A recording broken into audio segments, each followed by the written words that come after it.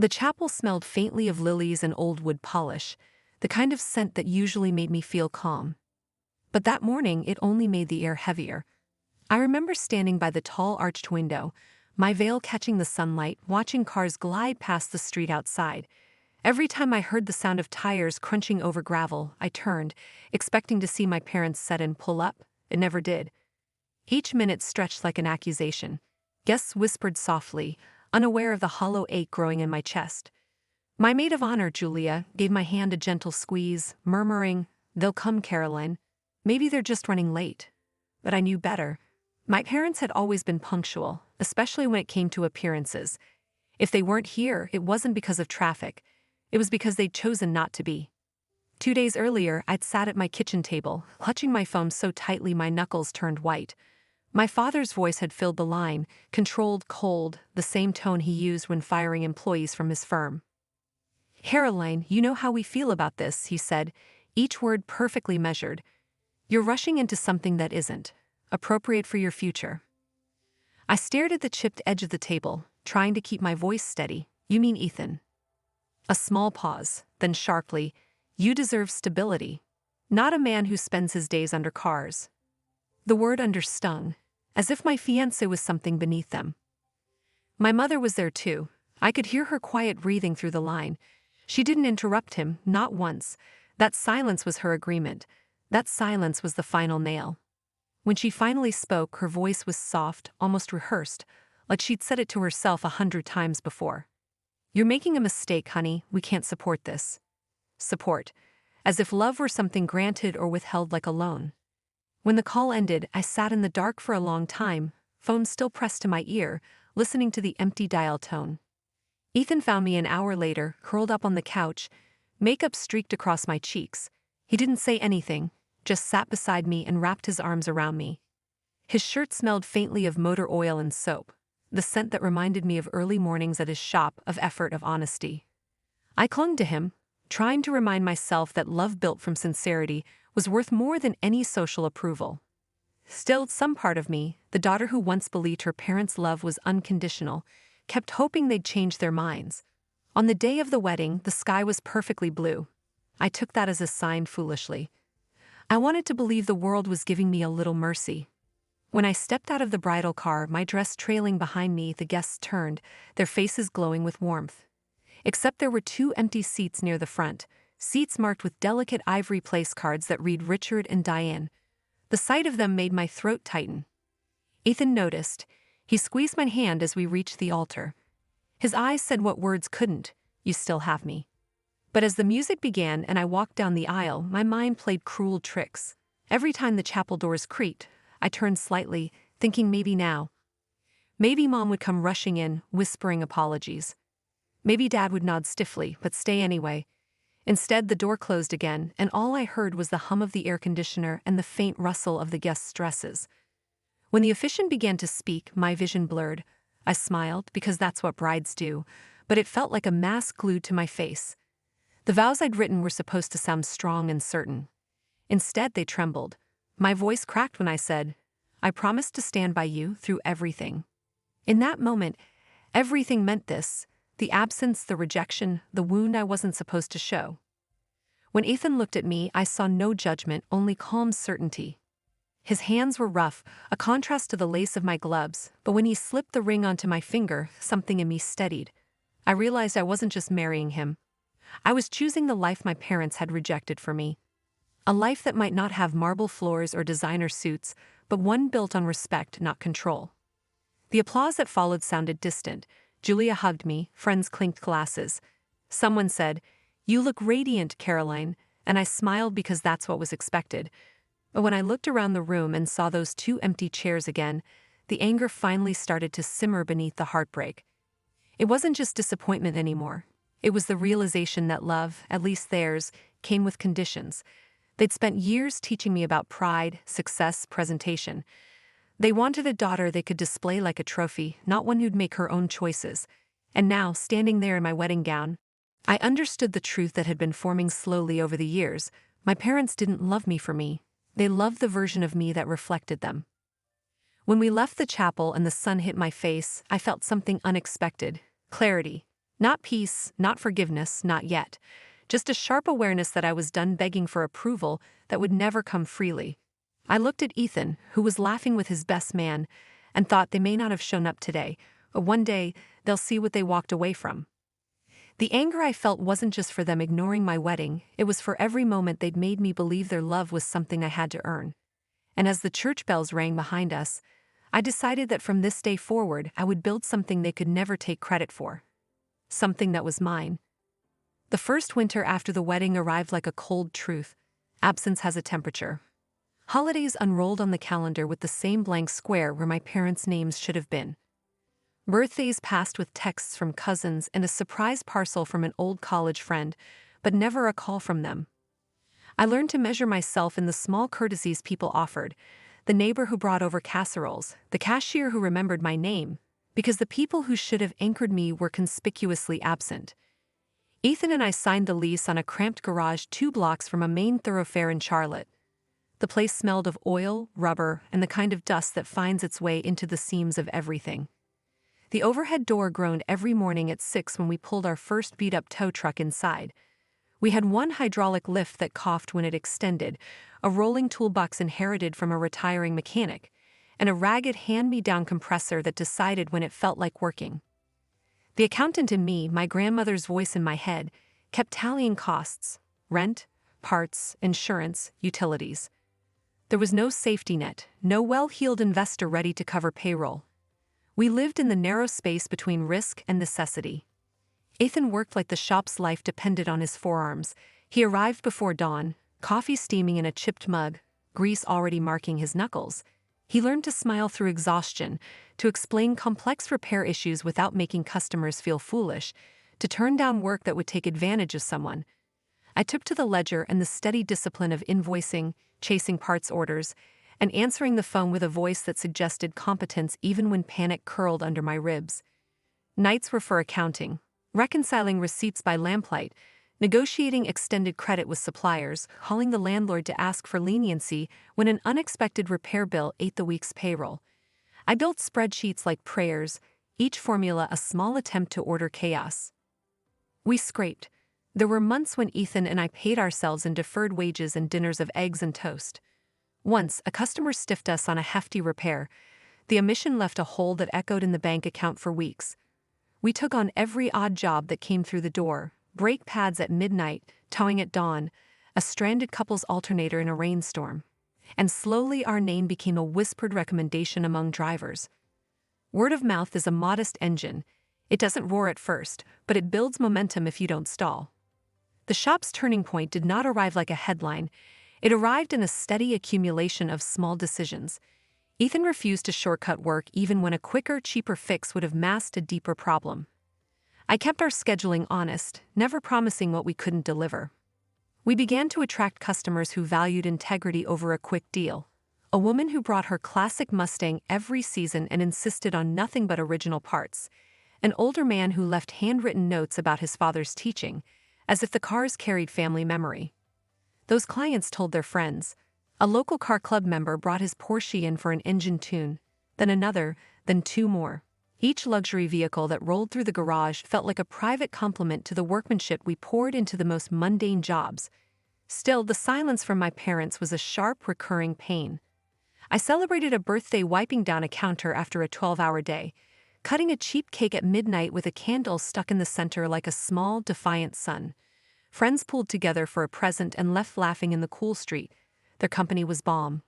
But when I scrolled through my phone and saw their untouched messages from years ago, or the blank space where a call should have been, something in me tightened. Their silence felt deliberate, like a withheld verdict. I rehearsed explanations for myself: pride, social fear, the need to preserve an image. I tried to imagine their private conversations, the way my father might consult his colleagues about me, the way my mother might worry about the neighborhood whispers. I could give them motive and make it real. They were preserving reputation. They were protecting an identity that could not accommodate a daughter who loved without their permission. Loneliness does odd things to the heart. It sharpens some parts and dulls others. There were nights when doubt crowded my thoughts. What if my parents had been right? What if love without laddered status left me vulnerable? Those moments were brutal, but also clarifying. I learned to listen to the evidence of my life rather than the echo of their judgment.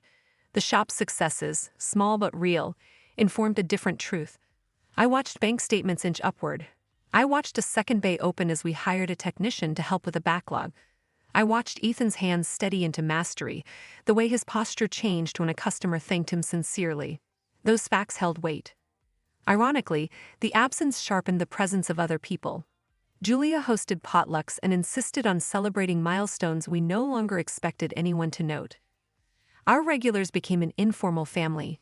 Mrs. Delaney, who brought lemon bars, Marcus the tow operator who'd show up with gossip that made us laugh until we cried, a retired engineer who visited every Wednesday to tinker in the corner and teach Ethan a trick or two. Their acceptance compensated for what I lost at home and over time, proved that kinship could be chosen and cultivated. By year 3, the shop's notches were visible. We were steady enough to replace the old compressor with something reliable, to afford uniforms that made us look less like a makeshift operation and more like professionals. By year 5, we had enough capital saved to buy a modest building rather than rent. I still remember the day we handed over the first mortgage check. The paper felt heavier than any of my doubts. Standing in the new bay, listening to the echo of our own footsteps in the space we owned, I felt a fierce, complicated satisfaction. It was a private vindication, tempered not by schadenfreude but by endurance. And yet the silence persisted. Messages remained unopened. Holidays continued with their empty spaces. I learned to carry that absence not as a wound that needed constant attention, but as a contour of my life, an ache that informed my choices but did not dictate them. In the quiet hours, balancing ledgers and fixing cars, I cataloged the costs, the emotional price of being ignored, the effort required to replace blood with faithful community, the stubborn work of proving one's worth without a parental nod. Pain had become a tutor. It taught me resilience, taught me how to convert absence into fuel for creation, rather than let it corrode me from the inside out. The box was too small to hold the magnitude of the moment. Ethan sat across from me at the kitchen island, grinned steady like a man who had rehearsed this look a dozen times and still couldn't hide how pleased he was. The cardboard snapped as I lifted the lid. Inside, cradled in molded foam, the Porsche key fob fit in my palm like an honest promise. Matte black with the crest-catching light, it was heavier than I expected, weighty in a way that made me sit back and breathe. I turned it over. The emblem, red, black, gold, felt absurdly ceremonial, like a medal for years of unglamorous work. Invoices at midnight, phone calls with suppliers, elbows grease under fluorescent shop lights. Ethan's hand found mine across the counter. "You've earned it," he said, and there was no performance in his voice, only a kind of reverent recognition that stripped the moment down to its bones. My tears were immediate and private. They weren't about the car's price tag or the glossy sheen of the paint. They were about being seen. For a long while, my life had been a ledger of small labors, adjustments, and corrections that accumulated into something solid only in retrospect. The Porsche key fob burned like a stamp, acknowledged.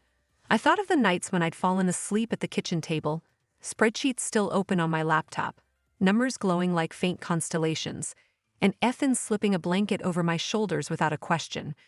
I thought of the first shaky loan application we signed together, how our signatures felt like vows. The car was a materialization of all that quiet hustle, of patient, mutual faith. It represented a future I had built hand in hand with a man who loved me for the person I was in grease and ledger lines, not for the silicon shine my parents wanted. We didn't drive it that day. We walked around it in the driveway like apprentices admiring a masterpiece. The Carrera's lines held a promise of speed but also of restraint, precision in every contour. Up close, the silver wasn't merely a color but a mirror that reflected back the neighborhood.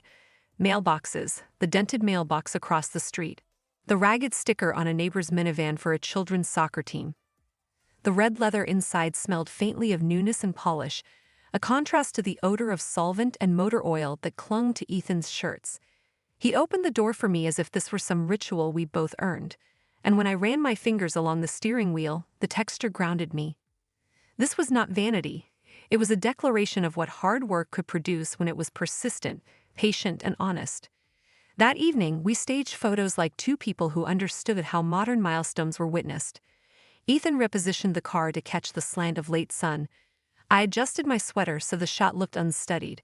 We took dozens, angles of dashboard dials, the curve of the hood, candid smiles reflected in polished chrome. The images were deliberate but not garish, the sort of documentation that says, "This is the result of years, not luck." When I uploaded one to Instagram, my caption was spare because I wanted the photograph to speak loudest. Hard work pays off, from zero to our dream garage. Hashtag Porsche 911 hashtag self-made. I hit post with a hand that trembled slightly, and then I watched the little green dots start to gather. Notifications arrived like embers catching. Colleagues from the shop, our regulars, friends from college, even the retired engineer who taught Ethan a clutch technique. Comments threaded themselves into a small chorus, genuine congratulations, jokes about me needing a matching mechanic's jumpsuit, a handful of people tagging friends who might one day bring their cars to Silverline. Likes climbed steadily, and the numbers felt, for a moment, like a translation of belonging. Social media, I realized, is a peculiar mirror. It multiplies attention and assigns value in instant metrics. And for someone who'd long been invisible to the people who mattered most, those little affirmations were intoxicating. They were a kind of balm, yes, but also a new test. If my parents had once defined me by the absence of their approval, now the world, my customers, my community, was handing me a different appraisal. The sensation was dizzying. 2 days later at breakfast, the phone's ring split the house like a sudden wind. I recognized my mother's area code before I answered. The sight of her name on the screen made my chest squeeze in a way I hadn't anticipated. When Diane's voice came through, it was small, unsteady, an odd inversion of the composed woman I remembered from my childhood. "Caroline," she said, and the syllable trembled as if she found a note she thought she had lost. "We need to talk. Family meeting tomorrow at the house. Your father wants you there." The call felt like a reactivation of an old wound.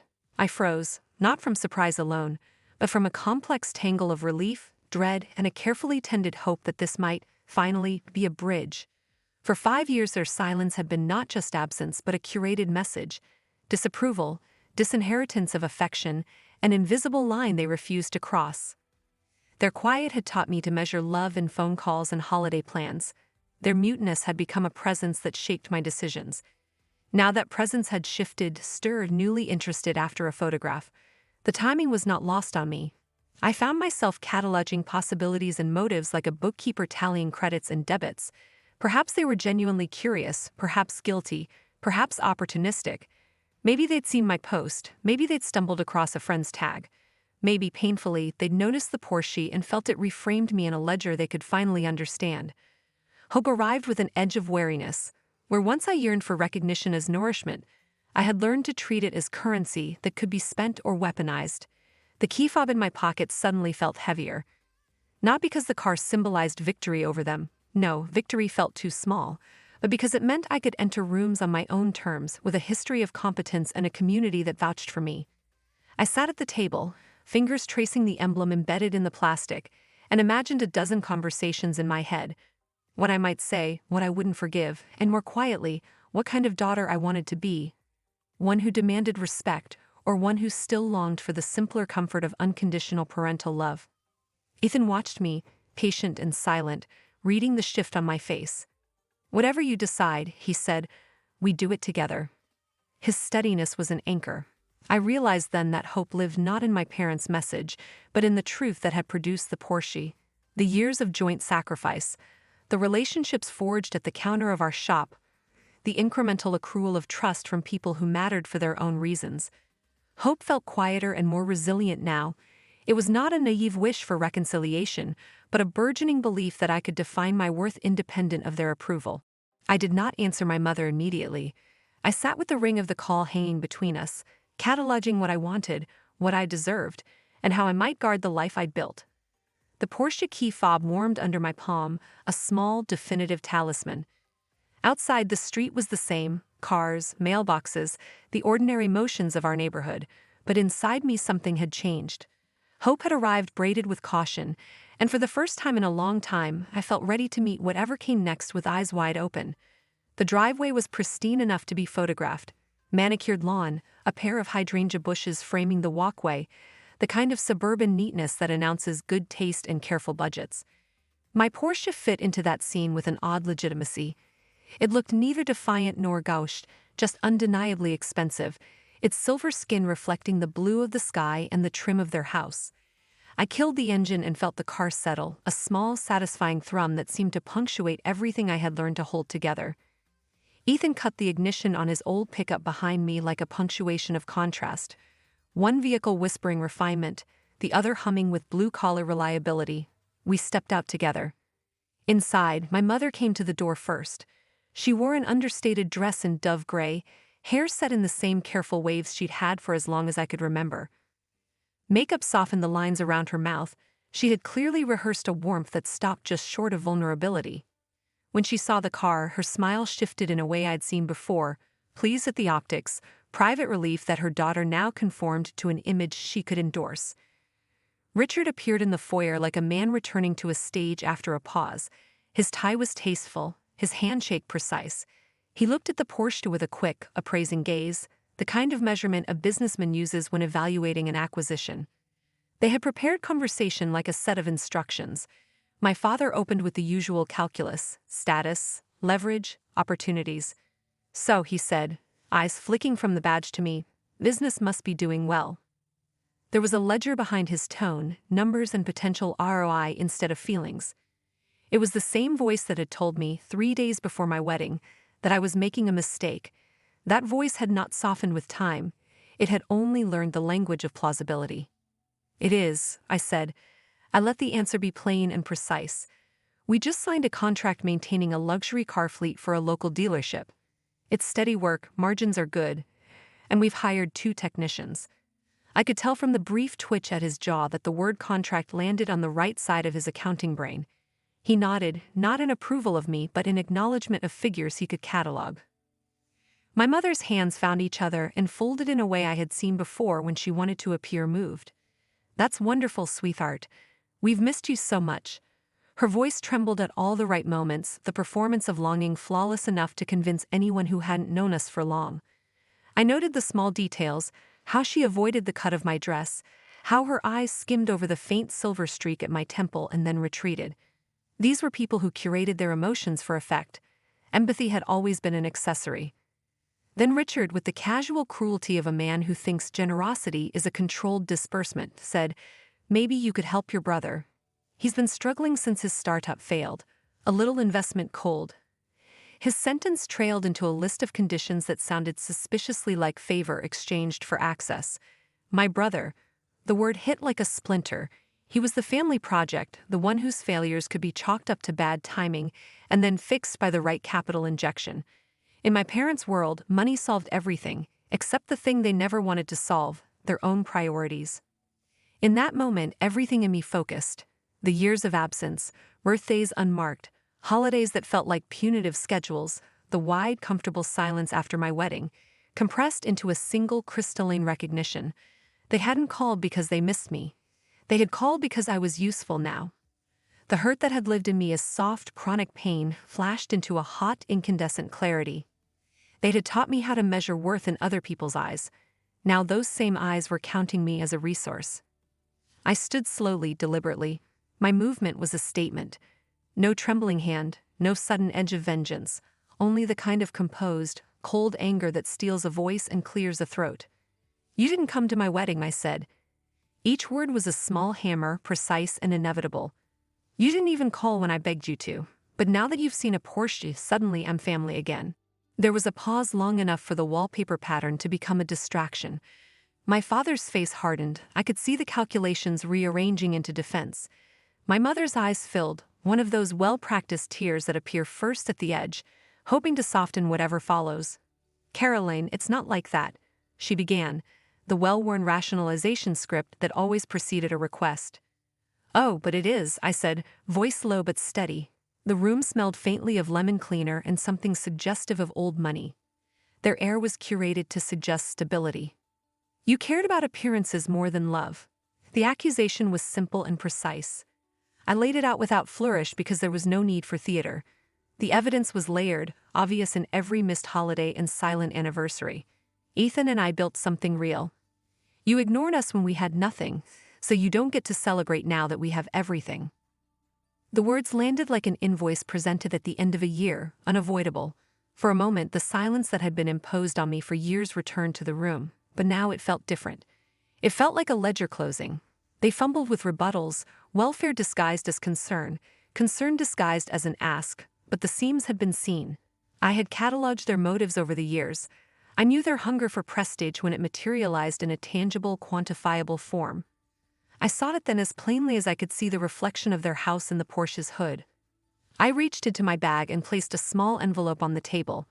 The fold was crisp. Inside was a simple invitation to our business anniversary gala, an event we had planned not to solicit favors but to celebrate people who had stood by us, the technicians, the customers, the neighbors who had become family. The gesture was not a trap, it was a boundary. "You're welcome to come," I said, "but not as investors, as guests, if you still know how to be parents." Their voices rose, a mix of protest and wounded pride. I listened only long enough to know that any apology they offered now would be filtered through the same calculus that had kept them away in the first place. I had reached the edge of what I would accept. Protection of what I had built meant more than performance of reunion. I turned. The door felt heavier than I expected as I closed it behind me. The driveway held 2 cars, 2 life paths side by side, one that luxuriated in conventional approval, and one that bore the grit and persistence of a life assembled from small, steady acts. Ethan took my hand. His fingers fit between mine like they always had, solid, warm, unblinking. As we walked to the Porsche, I felt triumphant not because I had punctured their veneer, but because I had named the truth and set a limit. Triumph in that moment was clarity, the knowledge that I would not barter my dignity for their approval, and the fierce freedom that came with it. They arrived at the hotel like tentative pilgrims, Richard with his shoulders slightly bowed, Diane with her hands folded as if she were carrying something fragile. The gala's ballroom buzzed with the easy warmth of people who understood one another, technicians in shirts with embroidered logos, clients whose cars had once been strangers and were now familiar enough to be nicknamed, local vendors who'd stayed when others left. The room smelled of lemon-scented polish and coffee, porcelain clinked, a low murmur of conversations hummed like some steady, living engine. I watched them from across the room as I circulated, a practiced smile in place, a stack of thank you notes ready in my head for the people who had contributed more to our story than any inheritance ever could. When Richard approached Ethan, their handshake surprised me, not for its civility, but for its sincerity. There was no performance there, only the simple mechanics of 2 men acknowledging a shared truth. "You were right for her," my father said, and the words landed with a gravity that made my chest soften. He followed haltingly with, "I was wrong." The admission was not theatrical. It was a factual correction, like adjusting a misfiled ledger. Diane found me a few moments later, eyes rimmed with genuine moisture, and when she hugged me this time it was not rehearsed. Her arms were warm and shaky. Her voice, when it came, was steadier than I expected. "I'm proud of you," she murmured. Those 3 words, short, unadorned, carried more weight than any long-winded apology could have. They did not erase the history of absences, they opened a small door. What the evening gave me was not closure so much as recalibration. Surrounded by the people who had been present in the years they were not, I felt the contours of my life reflected back with clarity. There was Ethan, laughing with a customer who'd brought his 1967 Camaro in for a bespoke restoration, and now volunteered to speak at our workshop nights. There was Julia, greeting clients with the efficiency of someone who had anchored our fledgling marketing. There were the technicians, Marcus, who taught Ethan a clutch trick that saved a motor, Alina, who never missed a Saturday and who ran parts like a conductor runs an orchestra. These faces were not placeholders, they were proof that family could be forged by loyalty and sweat instead of bloodline alone. In the brief private space that opened when the formal program quieted, I found myself standing on the small days waiting to give a short speech. The microphone felt heavier than I thought it would, but when my name was called I only felt the steady beating of a heart that had learned how to rely on truth rather than validation. I spoke plainly, about long nights balancing books by the dim glow of a lamp, about the rusted compressor that finally gave way and the relief when we could replace it, about the customers who trusted us with their prized possessions, and through that trust, helped us earn ours. I did not mention the Porsche's price or the Instagram post that had precipitated the visit from my parents. I spoke about accumulation, the small quotidian acts that cohere into a life. People nodded, some laughed at the little ironies I pointed out, others wiped eyes at stories of gratitude. When I finished, the applause felt like a shared exhale. Walking off the stage, I felt an unexpected steadiness. For years I'd measured myself by the metric of approval I never received. For months I'd cataloged each omission as proof that I was insufficient. The gala reframed that ledger. Approval had arrived in different currencies: the return customer who insisted only we touch his classic, the technician who accepted a steady wage when he could have left for a bigger shop, the neighbor who introduced his circle to Silverline because he believed in us. These were quantifiable, durable endorsements of worth, earned, reciprocated, not conditional upon a family name or a societal expectation. Later, as the house lights dimmed and the last of the speeches wound into an easy hum, my parents approached again. This time their conversation was direct and humble. They asked about our business model, about the challenges we'd faced, and about Ethan, about who he was beyond the grease and the growing list of certifications. The questions were specific and curious rather than officious. It felt less like a bid for image and more like genuine interest. I answered without rancor and without undue softness. There was no grand reconciliation in those minutes, but a mutual recognition that some things could be rebuilt if both people were willing to do the work. Driving home that night, I felt the city unspool in streaks of amber and neon. The Porsche's engine murmured under my fingertips, steady, responsive, and intimate presence. I thought about what had changed and what had not. My parents' arrival at the gala had been a concession, their words an acknowledgement of error. But the real shift had happened long before their humbling. It had taken place in the hours when Ethan and I chose to keep showing up, when we decided to invest in one another rather than in the approval of others. The car and the ballroom were outward signs of an inward evolution. The arc from insecurity to self-possession had been slow and composite. It had been built by invoices paid, by nights of shared fatigue, by small acts of mutual recognition that compounded became undeniable. Self-worth revealed itself not as a sudden epiphany but as a steady accretion of evidence. Each client who returned, each technician who stayed, every emergency we handled without falling apart. It all compounded into a ledger that could not be dismissed by a single social slight or a family's lukewarm acceptance. In the rearview mirror, the hotel's lights receded like constellations, and in the passenger seat Ethan slept, the rise and fall of his breath-keeping time. I placed a hand over mine, feeling the warmth and the calluses, signs of labor and care.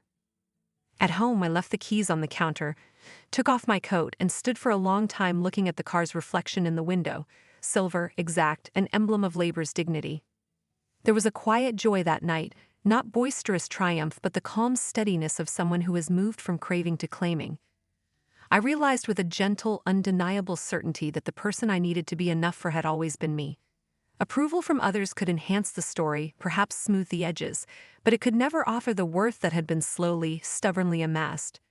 I slept with that thought close, resolute, simple, finally mine.